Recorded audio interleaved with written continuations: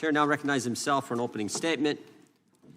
November 18th, 2021, an FBI whistleblower discloses to Republicans on the House Judiciary that the FBI created a threat tag for parents voicing their concerns at school board meetings. April 26, 2022, another FBI whistleblower discloses that the FBI employees are being run out of the Bureau for attending conservative political events. May 11th, 2022, another FBI whistleblower discloses that dozens of parents with the threat tag designation to their name are investigated by the FBI. This also happens to be the same whistleblower who said the FBI leadership, not the rank and file members, the FBI leadership is rotted at its core. His clearance has been revoked and he's been suspended.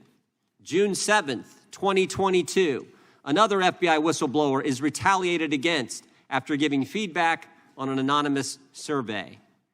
July 27th, 2022, another FBI whistleblower discloses that agents are pressured to reclassify cases as domestic violent extremism cases to hit self-created performance metrics. September 14th, 2022, an FBI whistleblower discloses that the FBI views the Betsy Ross flag as a terrorist symbol. September 19th, 2022, another FBI whistleblower discloses that the Washington field office is deliberately manipulating January 6 case files to make it appear that domestic violence extremism is on the rise. He's been suspended. November 4th, 2022, another FBI whistleblower discloses the FBI accepts private user information from Facebook without the user's consent, and information is from only the conservative side of the political spectrum. This is only a sampling. In my time in Congress, I have never seen anything like this. Dozens and dozens of whistleblowers, FBI agents coming to us, talking about what's going on, the political nature at the Justice Department. Not Jim Jordan saying this, not Republicans, not conservatives, good, brave FBI agents who are willing to come forward and give us the truth. And this is just the FBI. Americans have concerns about the double standard at the Department of Justice. Americans have concerns about the Disinformation Governance Board that the Department of Homeland Security tried to form. Americans have concerns about the ATF and what they're doing to the Second Amendment. And of course, they have concerns about the IRS and the thousands of new agents who are coming to that organization. And finally, there are concerns about what we've learned in the Twitter files, where big government and big tech colluded to shape and mold the narrative and to suppress information and censor Americans. Over the course of our work in this committee, we expect to hear from government officials and experts like we have here today. We expect to hear from Americans who've been targeted by their government. We expect to hear from people in the media. And we expect to hear from the FBI agents who have come forward as whistleblowers. We think many of them will set for transcribed interviews, as one did on Tuesday. And we believe several of them will come and testify in open hearings. And finally, we expect to bring forward legislation that will help protect the American people. We hope our Democrat colleagues will work with us. The day the resolution creating this select committee was debated and passed, though, Mr. Jeffries, Mr. Nadler said Democrats would, quote, fight us tooth and nail. We hope that attitude changes. We want to work with them. Protecting the First Amendment shouldn't be partisan. Protecting the Constitution shouldn't be partisan. And protecting the fundamental principle of equal treatment under the law should not be partisan. With that, I yield to the ranking member for her opening statement. Thank you, Chairman Jordan. Nobody disputes the important role of congressional oversight. I know firsthand how important it is to ask questions and demand answers of the federal government. In the ordinary course of business, that work informs the legislative process. In extraordinary times, when misconduct in the executive branch threatens to undermine our democratic institutions, congressional oversight can serve to protect the integrity of our republic. For example, I'm proud of the role I played as an impeachment manager in the second impeachment of President Donald Trump in the aftermath of the attack on the Capitol. That bipartisan work was both a measure of accountability and a sign to the American people that Congress had no intention of being bullied into giving up on a peaceful transfer of power. But there is a difference, my colleagues, between legitimate oversight and weaponization of Congress and our processes, particularly our committee work, as a political tool. I'm deeply concerned about the use of this select subcommittee as a place to settle scores, showcase conspiracy theories, and advance an extreme agenda that risk undermining Americans' faith in our democracy. Some of today's witnesses would have us believe that the Department of Justice and the Federal Bureau of Investigation are part of a deep state cabal. One even wrote a book describing the FBI itself as a threat to democracy. The Department of Justice and the FBI do not always get it right.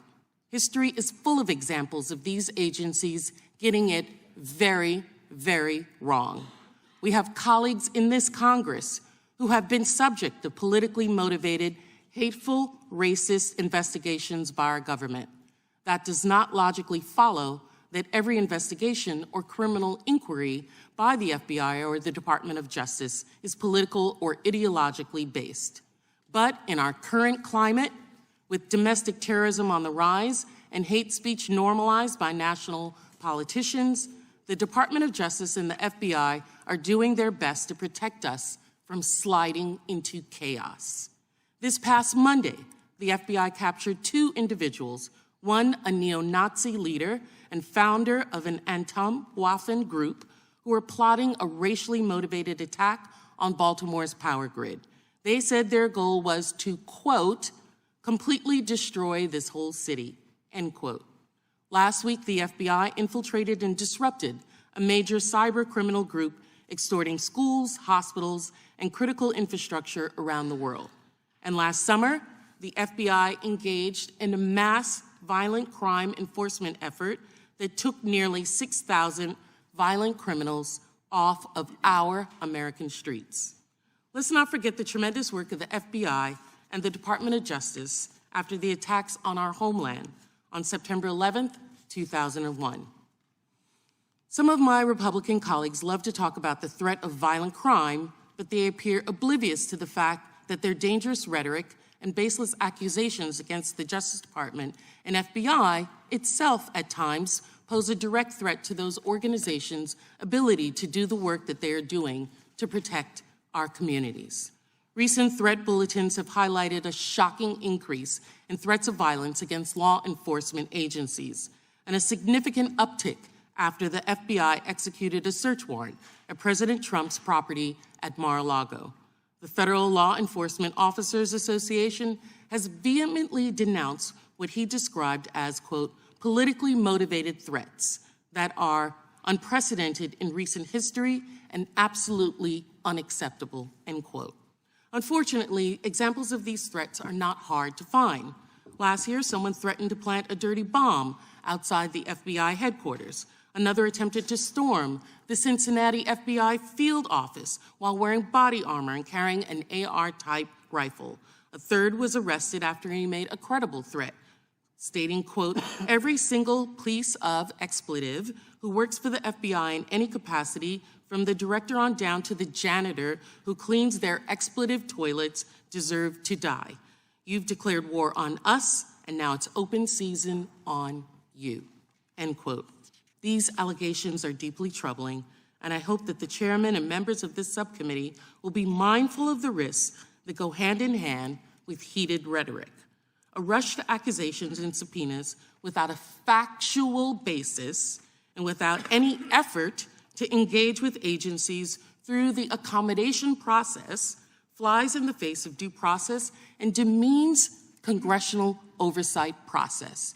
It makes a mockery of our institution. As a former prosecutor, I'm even more troubled by the suggestion that this subcommittee may attempt to investigate ongoing criminal investigations.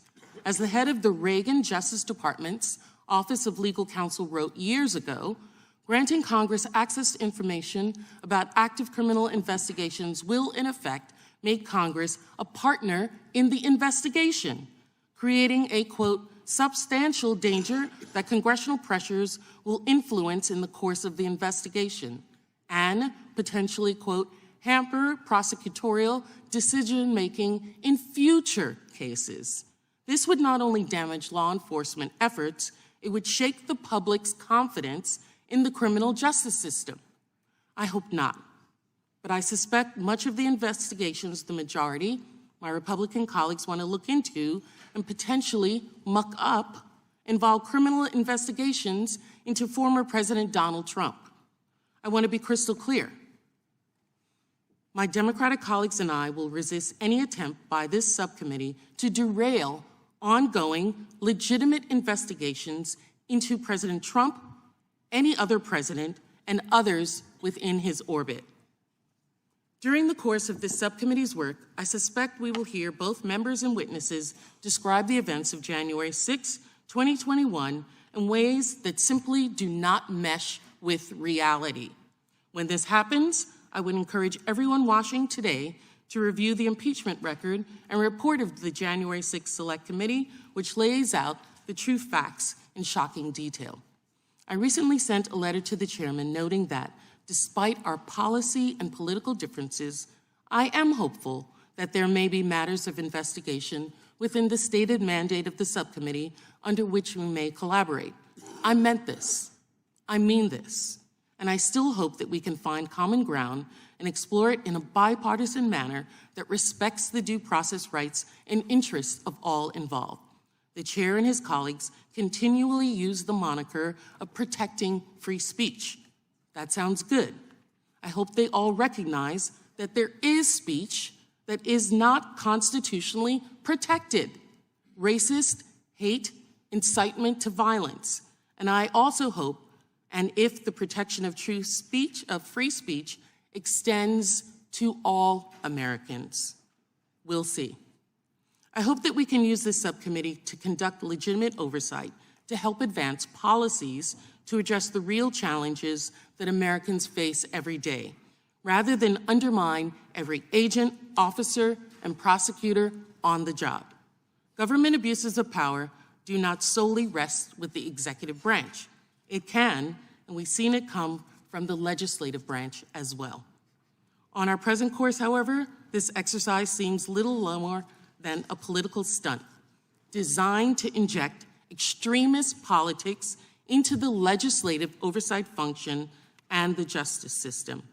The American people deserve better than that.